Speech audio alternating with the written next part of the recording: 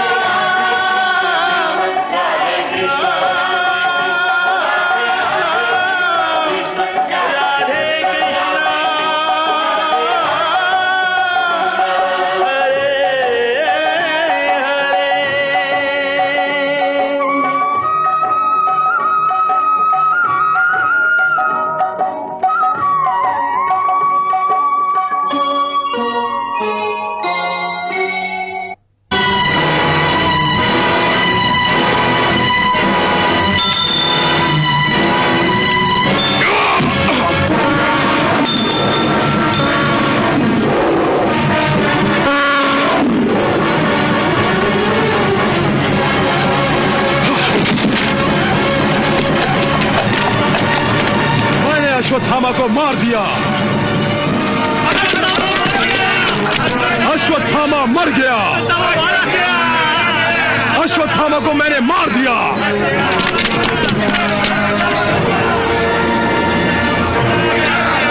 अश्वत्थामा मर गया। अश्वत्थामा मर गया।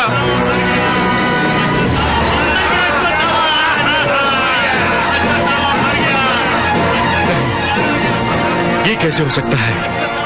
ये झूठ है। ये झूठ नहीं है गुरुदेव, अश्वत्थामा मारा गया। मामाश्री, ये कैसा शोर है? अश्वत्थामा मारा गया? हाँ भांजी, सुन तो मैं भी यही रहा हूँ कि अश्वत्थामा मारा गया। हाँ गुरुदेव, अश्वत्थामा सचमुच ही मारा गया है। नहीं, तुम सब झूठ बोल रहे हो। झूठ बोल रहे हो, मुझे धोखा दे रहे हो तुम लोग। अश्वत्थामा अजेय है, उसे भला कौन मार सकता है? मैंने मारा है उसे। हाँ गुरुदेव, मैंने अश्वत्थामा को मारा है। ये देखिए, मेरी गदा उसके रक्त से लाल हो गई है। तुम झूठ बोल रहे हो। तुम झूठ बोल रहे हो। अश्वत्थामा जीवित है। तुम सब के सब झूठ बोल रहे हो। मैं तुम्हारी बातों पर कैसे विश्वास कर लूं?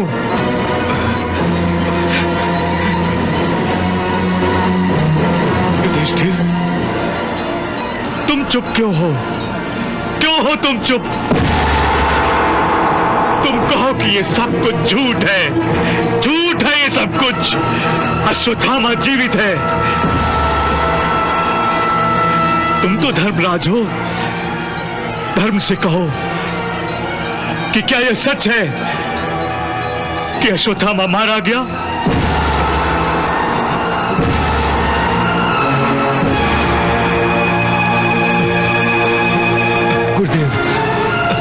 गुरुदेव, हाँ बड़े भैया, बता दीजिए इन्हें कि अश्वत्थामा मारा गया है और मैंने अपनी इसी गदा से उसे मार दिया है।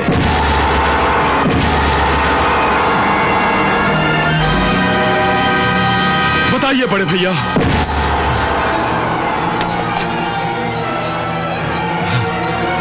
हाँ गुरुदेव, हाँ धर्मराज, धर्मराज, तुम कहो ये सब झूठ है, झूठ है, तुम कहो। ये सत्य है गुरुदेव, अश्वत्थामा मारा गया।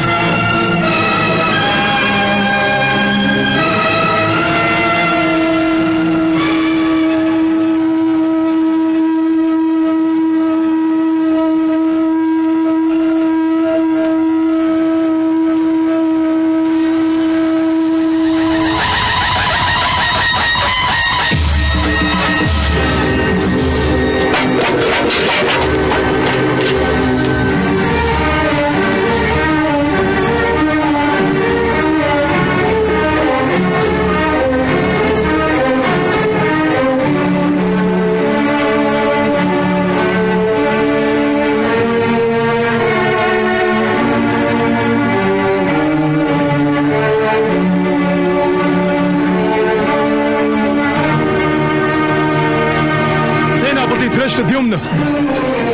आज्ञा भीमसेन जी। हमने अपना कर्तव्य पूरा किया, अब तुम भी जाकर अपनी प्रतिज्ञा पूरी करो। जल्दी जाओ, ऐसा अवसर 7 जन्मों तक फिर नहीं मिलेगा। जो आज्ञा। सारथी आगे चलो।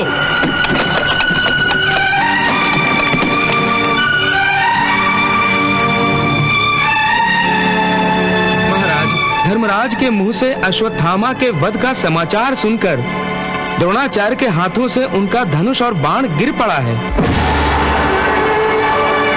और वो स्वयं भी अचेत होकर गिर पड़े हैं।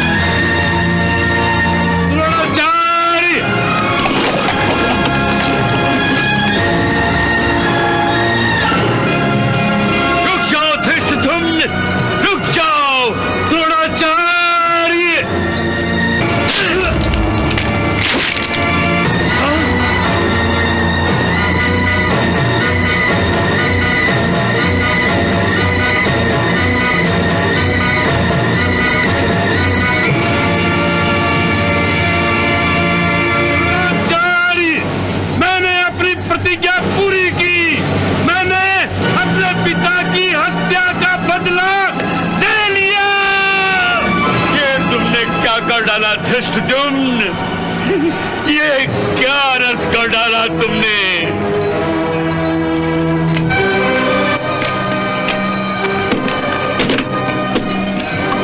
सारथी रथ चलाओ। गुरु द्रोणाचार्य मारे गए, गुरु द्रोणाचार्य मारे गए, गुरु द्रोणाचार्य मारे गए, गुरु द्रोणाचार्य मारे गए, गुरु द्रोणाचार्य मारे गए, गुरु द्रोणाचार्य मारे गए, गुरु द्रोणाचार्य मारे गए, गुरु द्रोणाचार्य मारे गए, गुरु द्रोणाचार्य मारे गए, गुरु द्रोणाचार्य मारे गए। अमरश्री, चलिए चलकर हम सत्यता का पता लगाते हैं। चलो सारथी।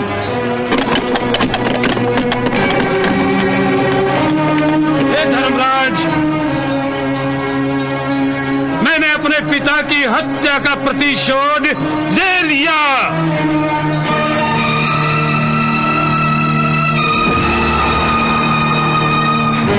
केशव, मेरी धनुर्विद्या आज अनाथ हो गई।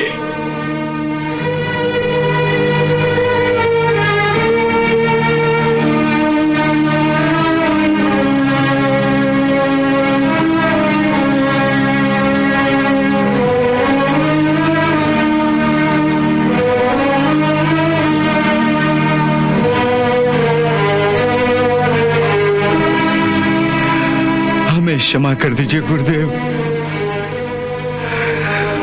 हमें क्षमा कर दीजिए।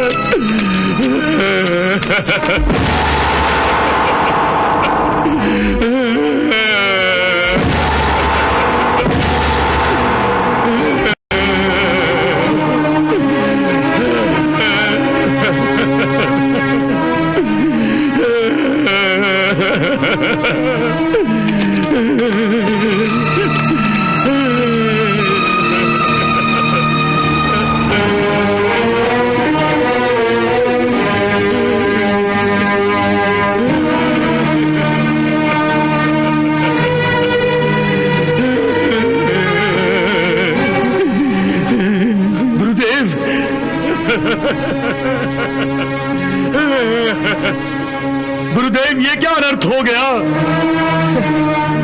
परंतु ये सब हुआ कैसे?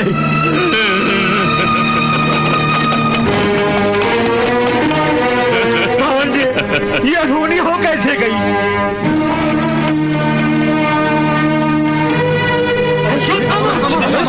अश्वत्थामा जीवित है।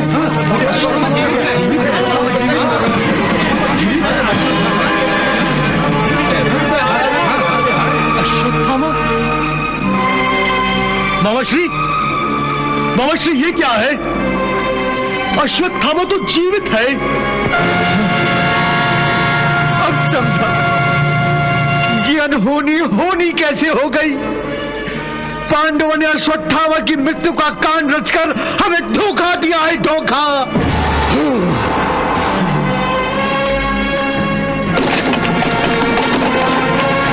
महाराज, अश्वत्थामा जीवित है। अश्वत्थामा जीवित है? तो फिर धर्मराज ने ये क्यों कहा था कि अश्वत्थामा मारा गया? ये षड्यंत्र है गांधारी, ये षड्यंत्र है। इसी षड्यंत्र ने पुत्र मोहग्रस्त द्रोणाचार्य को अचेत कर दिया था और फिर धृष्टद्युम्न ने उनका वध कर दिया। परंतु एक निशस्त्र और अचेत योद्धा पर प्रहार करना क्षत्रियों के युद्ध नियमों के विरुद्ध है। हाँ गांधारी, तुम ही देख लो, पांडव भी अब अधर्म करने लगे हैं। इन्होंने निशस्त्र और अचेत द्रोणाचार्य का वध करके जो अधर्म किया है, उस अधर्म का दंड निश्चय ही अब इन्हें अश्वत्थामा देगा।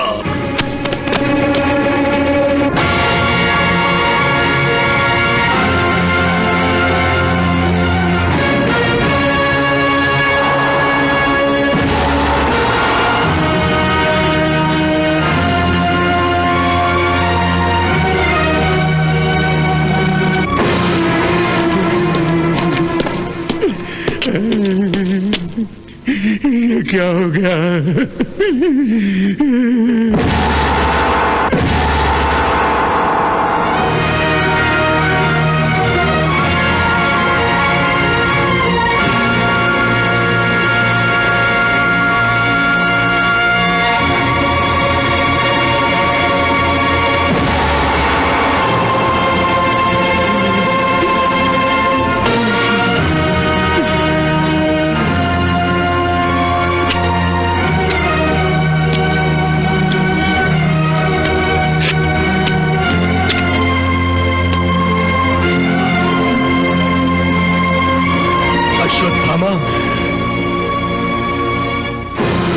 अनर्थ हो गया अश्वत्थामा, अनर्थ हो गया।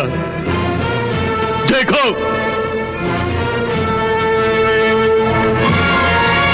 देखो पांडवों ने गुरु द्रोणाचार्य की क्या दशा कर दी।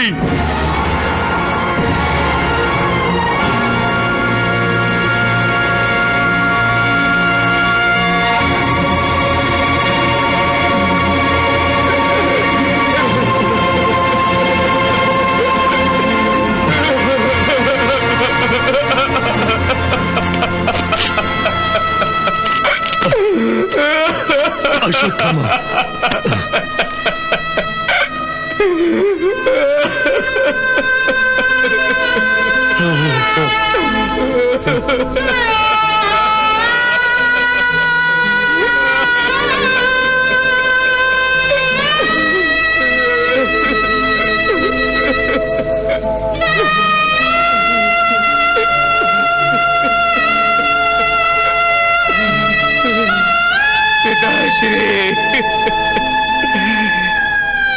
ये क्या हो गया? कैसे हो गया ये अनर्थ?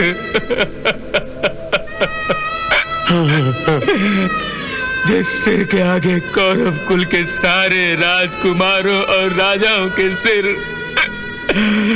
आदर से झुक जाते थे,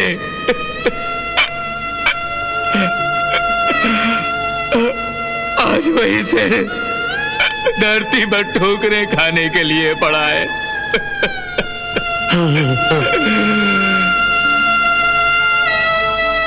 कौरव कुल के गुरु का इतना घोर अपमान। नहीं पिताश्री, नहीं, नहीं।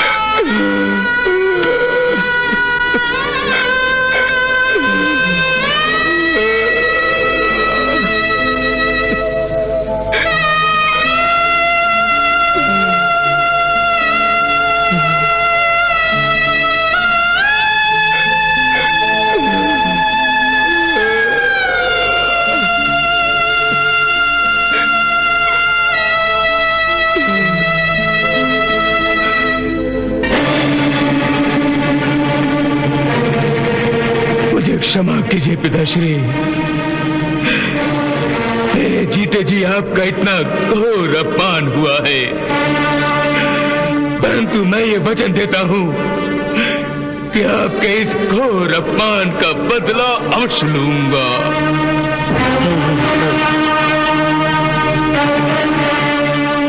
किसने किया ये अनर्थ?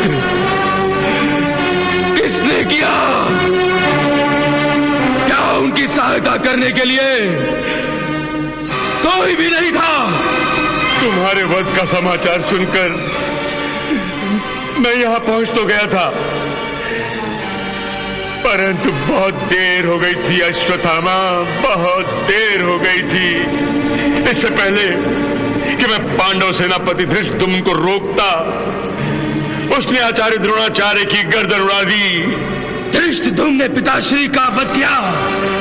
अरे अर्जुन भी उनका वध नहीं कर सकता था, फिर धृष्टद्युम्न से यह कैसे संभव हो गया? अश्वत्थामा, तुम पांडवों के उस षड्यंत्र को भूल रहे हो जो उन्होंने तुम्हारी मृत्यु का झूठा समाचार फैलाकर किया था। अश्वत्थामा, तुम तो जानते हो कि गुरु द्रोणाचार्य तुमसे कितना प्यार करते थे।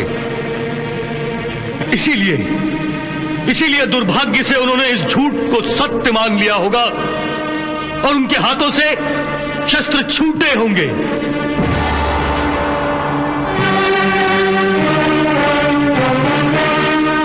हाँ अश्वत्थामा, वध से पहले आचार्य न केवल निशस्त्र थे बल्कि वो अचेत भी हो गए थे।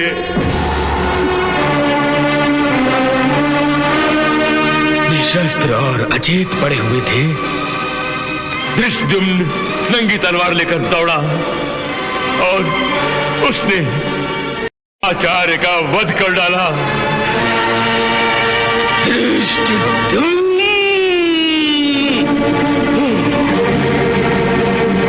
और उसने आचार्य के सिर को धड़ से अलग कर दिया और उसने उनका कटा हुआ सिर दूर फेंक दिया। धृष्टद्युम्न,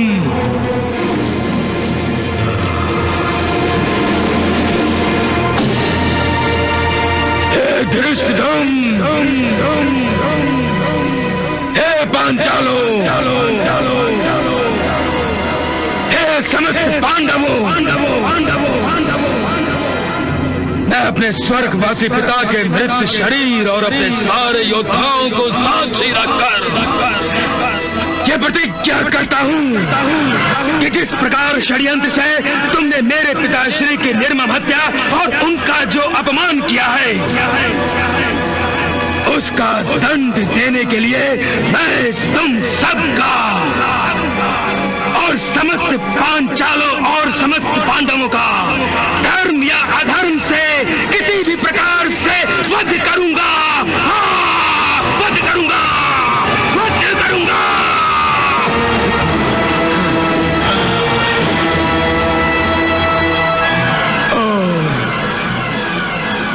आज ही महातेजस्वी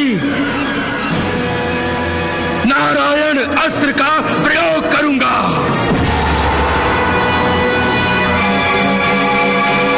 हाँ, नारायण अस्त्र, इसका उत्तर अर्जुन के अस्त्र भंडार में भी नहीं है।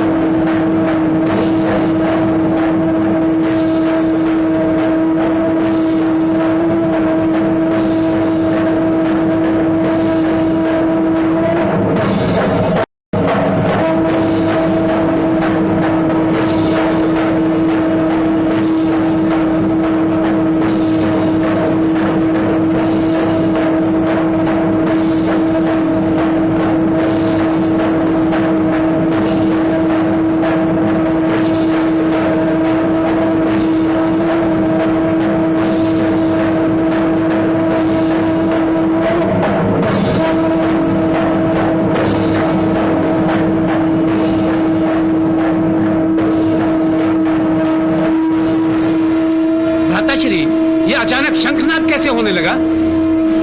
कौरवों की निराश सेना में फिर से जान कैसे आ गई? कहीं कौरव आक्रमण करने तो नहीं आ रहे हैं?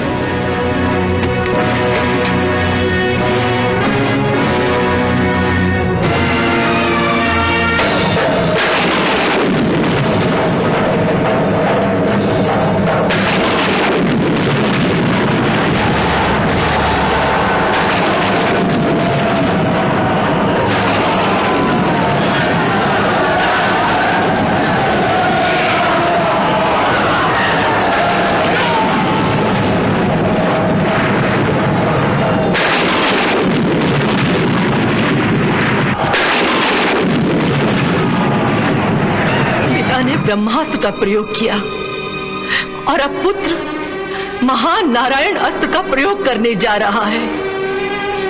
सबके सब पागल हो गए हैं। आश्चर्य की बात तो ये है कि अधर्म के मार्ग पर पांव रखते समय इनके पांव डगमगाते भी नहीं हैं। गांधारी, इस समय सबसे बड़ा अधर्म धृष्टद्युम्न ने किया है। और अभिमन्यु का वध करते समय द्रोणाचार्य ने किस धर्म का पालन किया था महाराज? जिन्हें अस्त्रों का ज्ञान नहीं है, उन पर भयंकर अस्त्र चलाते समय द्रोणाचार्य ने कहां धर्म की रक्षा की थी महाराज? गांधारी, आखिर तुम क्यों इतने कड़वे बोल बोलती हो? क्षमा कीजिए महाराज, परंतु मैं करूं भी तो क्या? मन में विष का ज्वालामुखी धधक रहा है, जिस पर मैं अपनी विवशता का ढक्कन रखती भी हूं तो उड़ जाता है।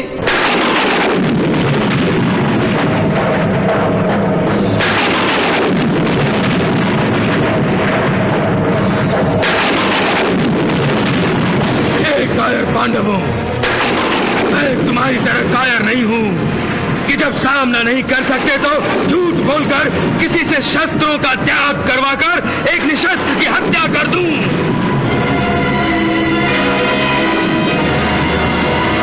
युधिष्ठिर, सावधान हो जाओ। मैं तुमसे अपने पिता के निर्मम हत्या का प्रतिशोध लेने आ रहा हूं। यदि तेरी भुजाओं में बल है तो बचा लो अपनी सेना को।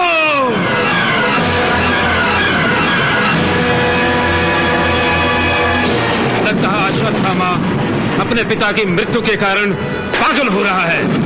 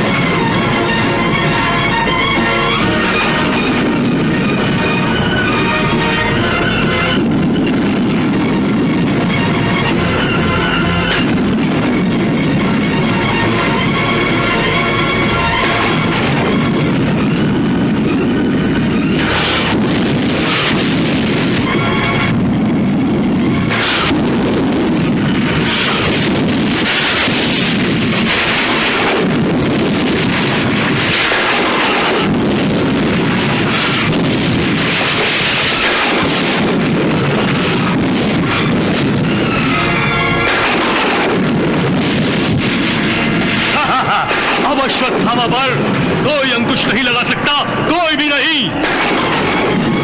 देखिए देखिए मामाश्री, पांडव सेना कैसे भयभीत हो गई है, भयभीत। मामाश्री, मैंने अश्वत्थामा का ऐसा रौद्र रूप इससे पहले कभी नहीं देखा, कभी नहीं। हाँ भांजी, अश्वत्थामा अपने पिता की धोखे से की गई मृत्यु के क्रोध में पागल हो गया है और इस पागलपन में वो पांडवों और उनकी सेना का विनाश कर डालेगा।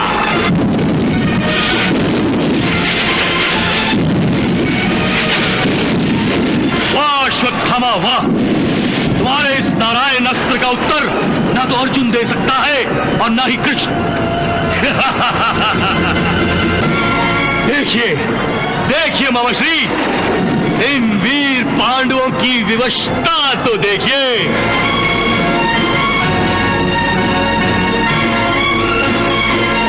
हाँ जी, लगता है अश्वत्थामा आज ही तुम्हारे गले में विजयश्री की माला पहना देगा। हाँ मामाश्री, आप सही कह रहे हैं, सही।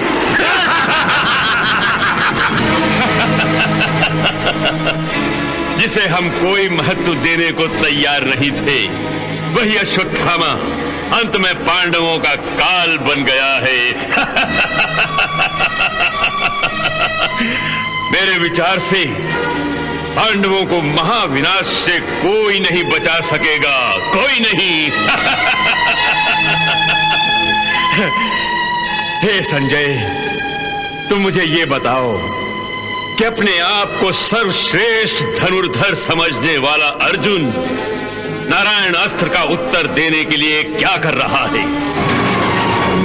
अब हम क्या करें केशव? नारायण अस्त्र पर कोई प्रतिबंध नहीं लगा सकता। किसी मनुष्य में इतनी क्षमता नहीं है, कोई और नहीं लगा सकता। परंतु मैं जानता हूं कि तुम अवश्य प्रतिबंध लगा सकते हो। तुम तो स्वयं नारायण हो और ये नारायण अस्त्र तुम्हारा अस्त्र ही तो है। हे वासुदेव, नारायण अस्त्र का विनाश रोकने के पांडवों के सारे प्रयास विफल हो चुके हैं। पांडवों की सेना नष्ट हो रही है।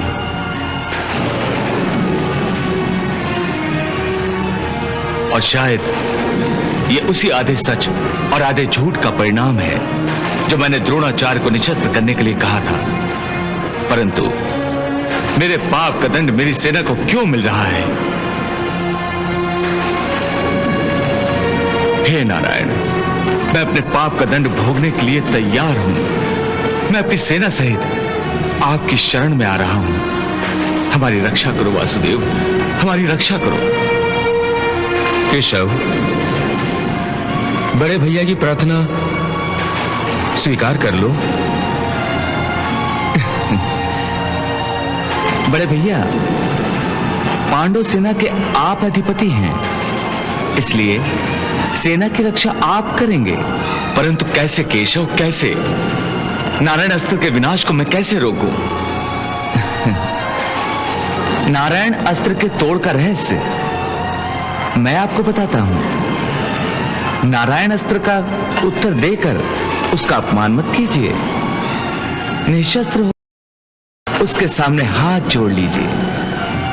स्वयं उसका तेज, क्रोध और प्रभाव सब शांत हो जाएंगे।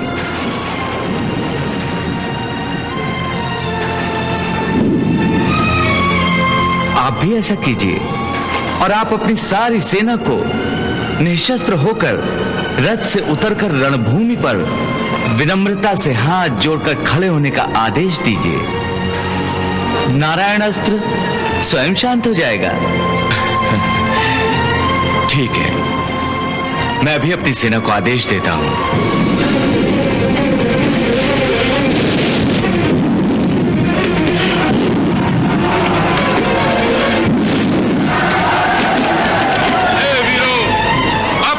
शस्त्रों को नीचे रख दो, अपने अपने रथों से नीचे उतर आओ और हाथ जोड़कर खड़े हो जाओ।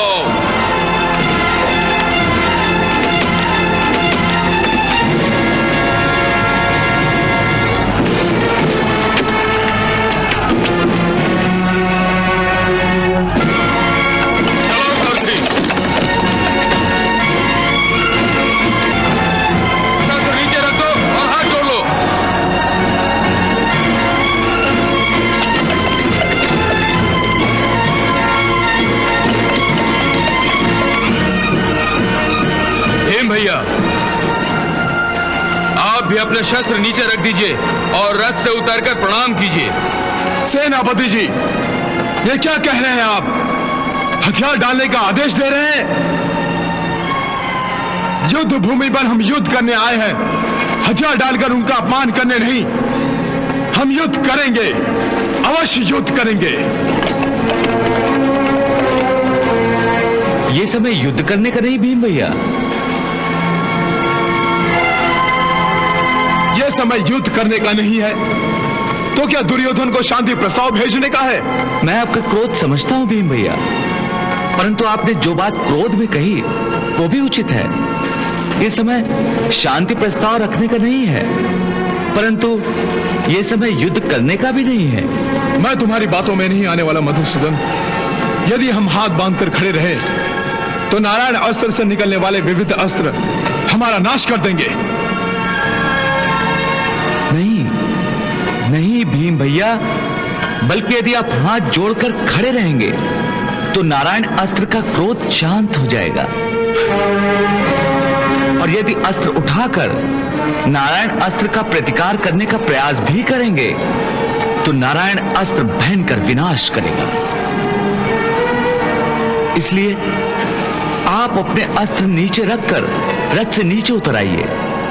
मैं सभी से यही विनती कर रहा हूं। चलो अर्जुन। जो आज्ञा मधुसूदन।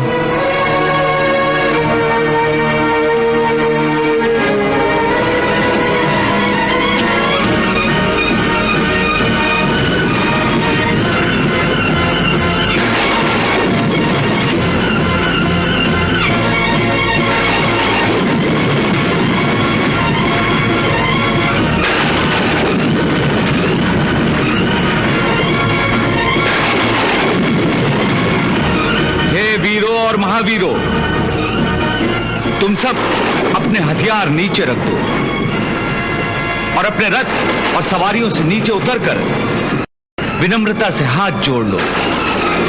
हम सब नारायण अस्त्र की शरण में जाएंगे।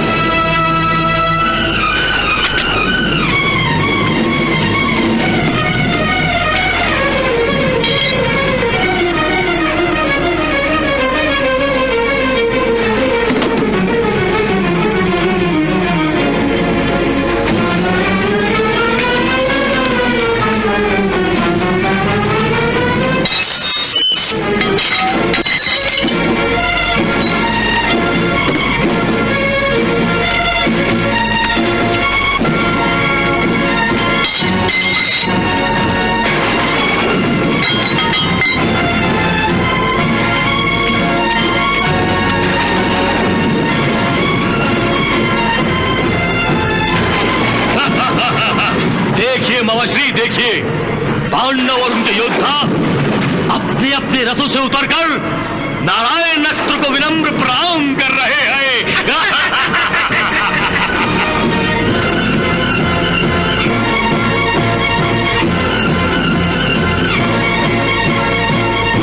यदि कोई योद्धा युद्ध नहीं करेगा तो भी मैं युद्ध करूंगा।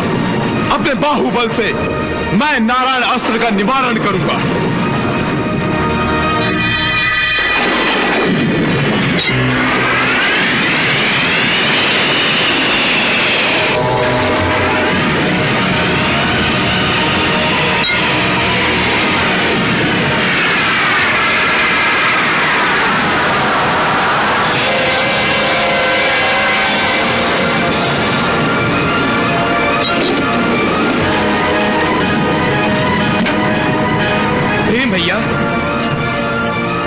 भीम भैया हट मत कीजिए, वासुदेव की बात मान जाइए और गदा फेंककर रथ से नीचे उतर आइए। क्या आपने देखा नहीं कि युद्ध करने की केवल बात करने से ही नारायण अस्त्र का तेज बढ़ गया है? नहीं अर्जुन, मैं युद्ध करूंगा, अवश्य युद्ध करूंगा। मैं अपने इस गदा से अश्वत्थामा के नारायण अस्त्र को चूर चूर कर दूंगा।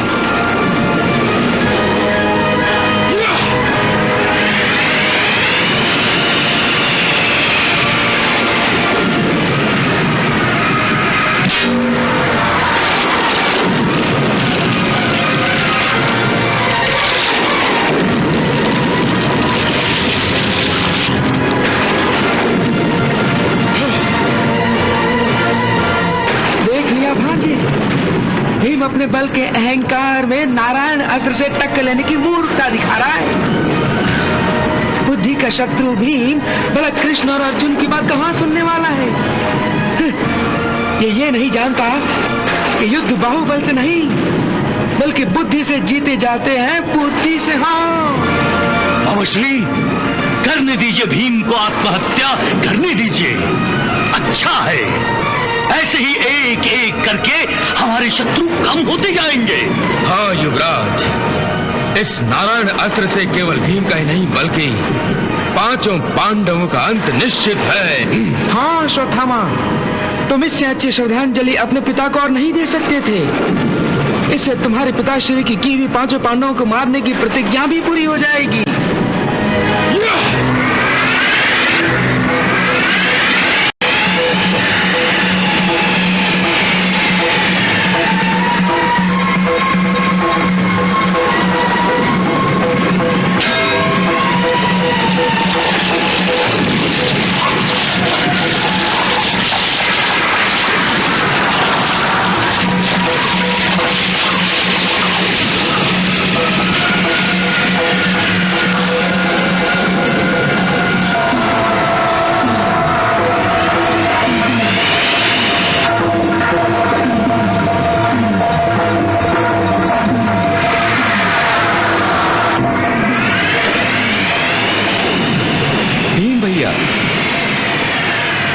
जब हम सभी आपको युद्ध न करने की विनती कर रहे हैं, आप तब भी युद्ध कर रहे हैं।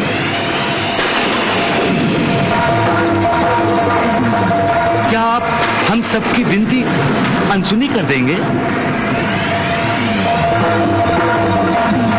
भैया, यदि युद्ध करके नारायण अस्त्र को नष्ट किया जा सकता तो क्या अर्जुन युद्ध नहीं करता?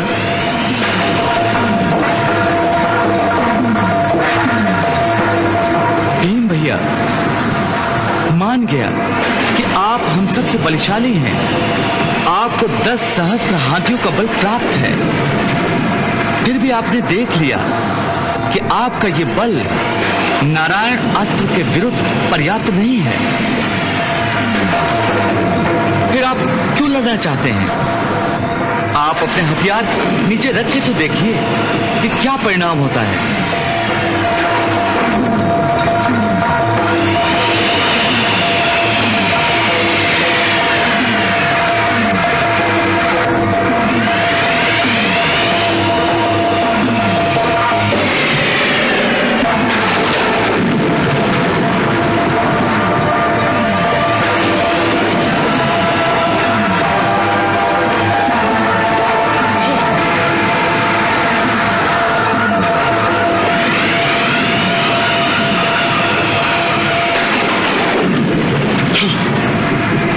अच्छा, अब मेरे हाथ में शस्त्र नहीं है, ना ही मैं रथ पर हूं, ना ही मैं लड़ रहा हूं।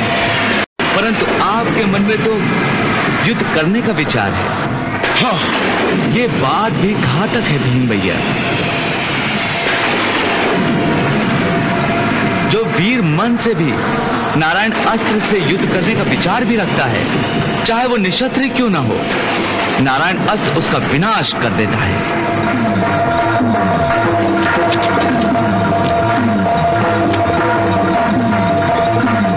इसलिए भीम भैया, आप नारायण अस्त्र से युद्ध करने का विचार अपने मन से निकाल दीजिए और अनन्य भाव से उसकी शरण में जाइए। नारायण अस्त्र स्वयं शांत हो जाएगा।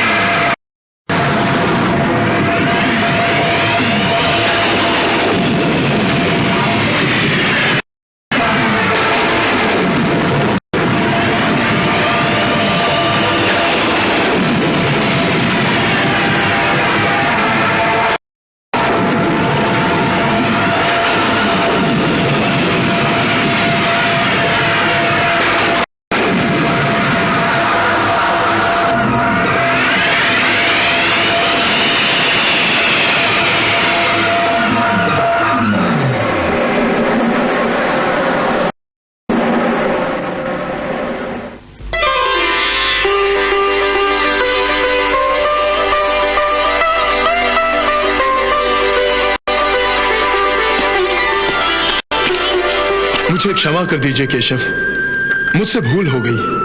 नहीं भैया, मैं आपसे क्षमा मांगकर मुझे लज्जित मत कीजिए। हे नारायण, आज तुम्ही ने भीम और हम सब की रक्षा की है।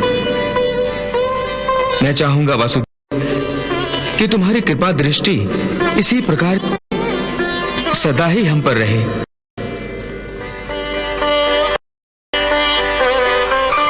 तथास्तु।